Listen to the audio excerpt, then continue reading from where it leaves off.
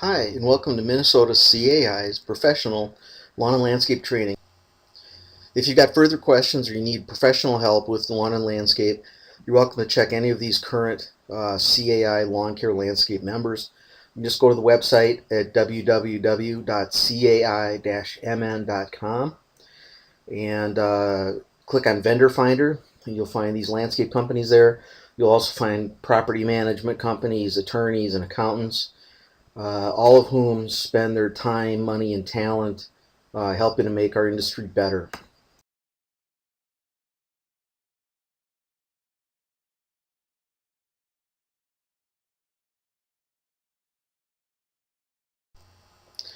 So as we start each session, we talk a little bit about horticultural terms, and we want to talk about if it's about plants or about people. And whenever we're dealing with homeowners, as we've stated in the other series, today we'll be talking in the third part of the series about winter damage causes. We'll be talking, as I said, about the human problem, about causing plow damage and salt damage.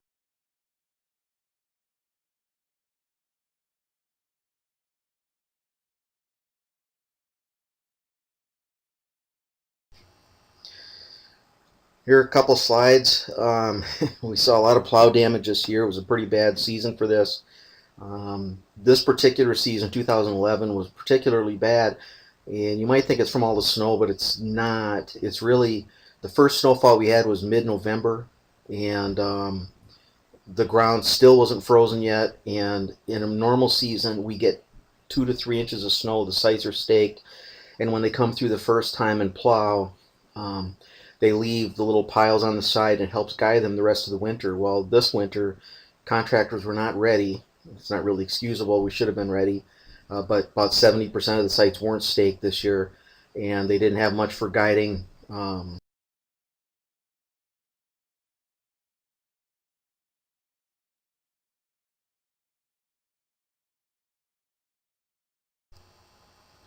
These particular scenes here on the left, you see there's some curb damage. This was caused by plowing across the street from a driveway, and you see they've taken up the curb line.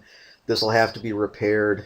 This is pretty typical, and as contractors, we generally take responsibility for curb damage like this.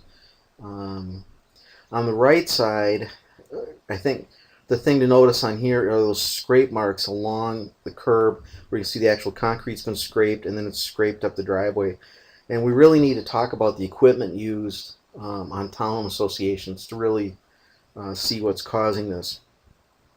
These scrape marks are caused, these particular ones are caused by a plow truck with the A-frame when it hits as it comes up the driveway. But a lot of the scraping that happens on driveways is caused by having bobcats or skid loaders go up the driveway. And we generally like bobcats or skid loaders to go up, do the driveways because they do a much cleaner job. And I'll show you a slide of that here in a second. The other thing is when we've had this much snow, when you've got a skid loader doing the driveways, it's able to stack some snow. And since we had no room,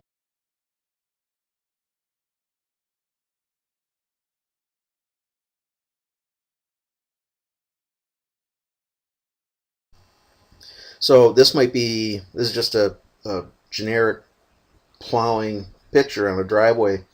But the thing I want you to notice is on the driveway itself that it's not very clean. This would be very typical of a plow blade on a driveway.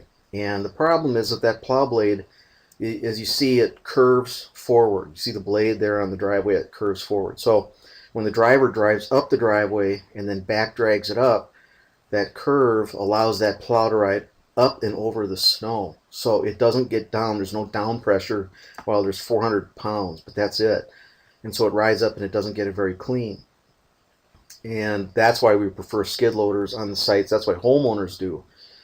The problem with the skid loaders is that they cause even more damage and more scrapes on the driveway, especially fresh asphalt seal coating. A lot of times there'll be scrapes there, and in general, contractors don't take responsibility for scrapes due to seal coating.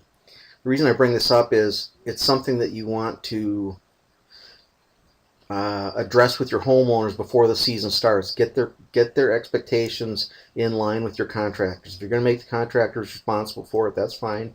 Just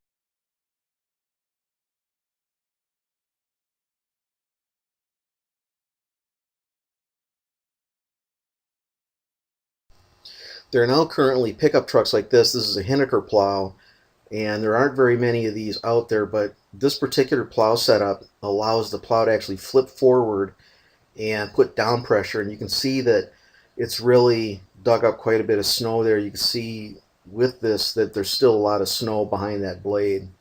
So there are ways to take care of it with pickup trucks. When you get your equipment list from your contractor bids, you can ask them for different types of plow blades. Another one,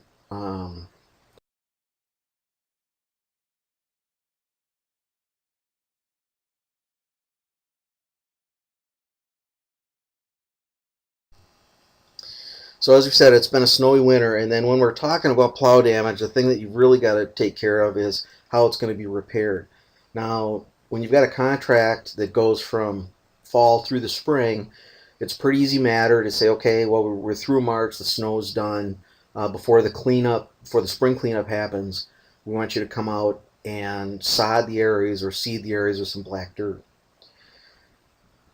One of the things that happens is homeowners prefer to have the areas sodded because they think it's a better job. They think because it's more expensive, it's better. But there's a couple of problems. It's early May as I record this, and a lot of the areas with plow damage have been seeded with black dirt and seed. However, they're not cutting sod up here yet in the Twin Cities. So you'd have to wait another couple of weeks before the sod can be done. And the other problem is that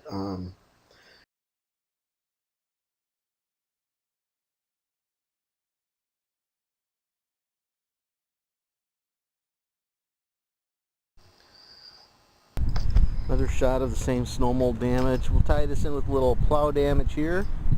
And they've actually, you can see this, they've actually scraped up part of the sod. But if I can get a close up here, some of the crowns of the grass blade are actually still left there. So even though that's scraped pretty good, some of that's actually going to come back, I think, this spring. And you can see quite a bit of damage here. And of course, we can expect a lot of broken sprinkler heads this year as well, from plows hitting them and skid loaders going over these areas too.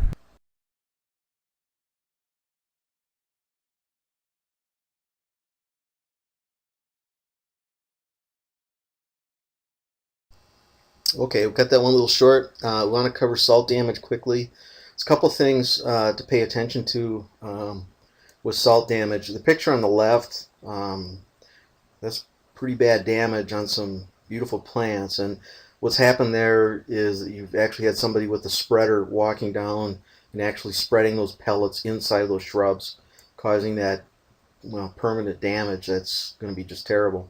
On the left side of the sidewalk, you can see where the grass has been killed off and it's ready to be seeded. There, that's probably more typical damage of what you see along sidewalks. On the right is a tree that's about 400 foot off of a highway. You might see this traveling up, say, Highway 169 up north on the east side of the road, where the cars going up and down the highway have lifted up a lot of salt spray. The northwesterly winds have carried it across and have damaged the trees. And I only point this out because we're putting down so much salt. You can put down literally 20 or 30 tons of salt on a townhome association in a season. Right? So you're talking 40,000 pounds of salt, and I realize salt spray isn't going to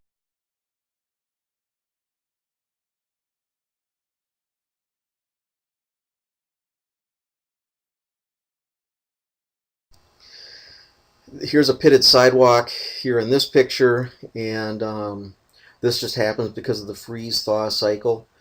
So again, if the contractor is going to be salting this, generally they're not going to be responsible for this damage unless you spell it out in the contract. And you got to be careful how you do that, because if you want to make them responsible for the damage in the sidewalks, then you've got to address the, I guess, principle that they're there to make the sidewalk safe. So in the winter months, You want their primary responsibility to be, how do I make it a safe complex to avoid loss?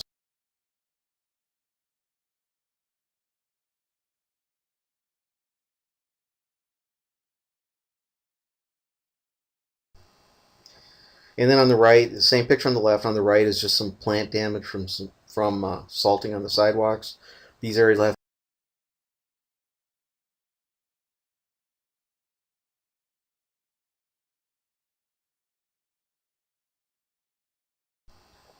So really, that's just it for identifying and repairing